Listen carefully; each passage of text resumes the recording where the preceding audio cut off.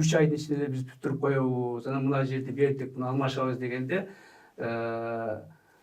мен өзүнчө таң калдым. Себеби ошол келишимдерде мурунку суу сактагычты куруу боюнча келишимдерде Өзбекстандын милдеттемеси бар биздин алдыбыздан.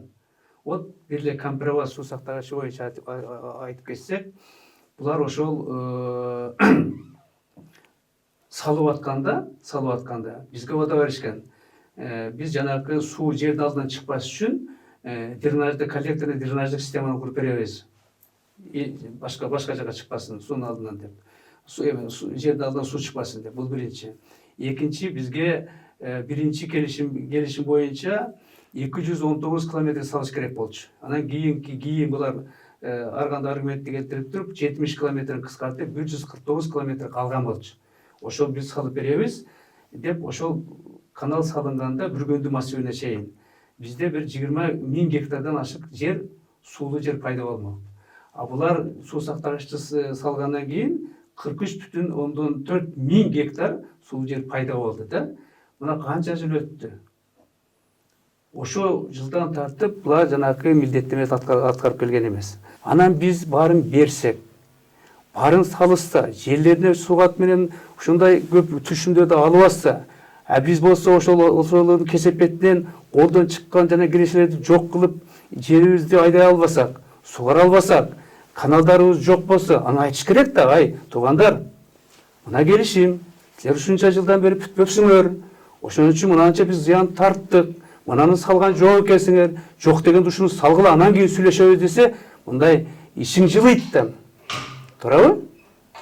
Анан айтпай эле жөнөкөй эле биз бердик, анан мынанча гектар берем деди, ошону мынандай кылабыз деген, бул аны менчик эмес да. Мамлекет ал инилерге андай укук ишин берген эмес. Алар айтышка укугу дагы жок. Мен мындай кылдым деп. Аны элден дагы сураш керек да. Анан комиссиянын төрагасы болгосу мен чечтим деген, бул кичине туура эмес да. Мындай мамлекеттик деңгээлдеги айткан сөз эмес. Бул авторитет алып келбейт инилерге.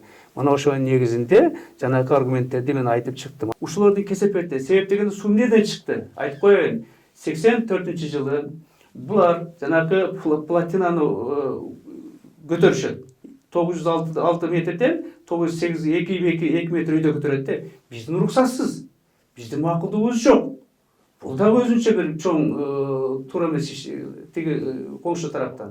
Ошону кесепеде суунун көлөмү 1900 миллион кубка көбөйөт дагы, жер дагы жана сууну басып калат да. Ошонун негизинде 269,5 гектар эгин жер, 7,5 гектар жана көп өсүмдүктөр өсө турган жерлер суу каптап кеткен.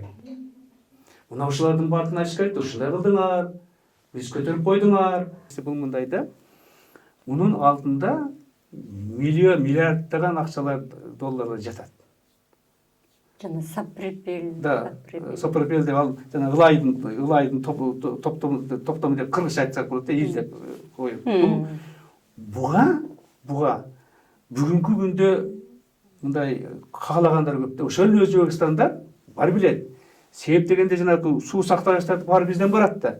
Буларда ошо суунун составындагы көп заттар баягы барбай калып, азыр алардын жерлери бүт эмеге мындай баягыдай түшүм бербей атат да. Себеби ошондой удобрение жок. Анан булар ошолорду алып туруп ар бир кашыктап коюшат кээ бирлеринечи ошол нерселерди. Мына жанагы жетекчи урматтуу президент алардын муну баарын билет да. Муну ошон үчүн аракет кылган ушудан. Биз ушуларды миллиондогон, миллиарддаган акчаларды тапсак болот да.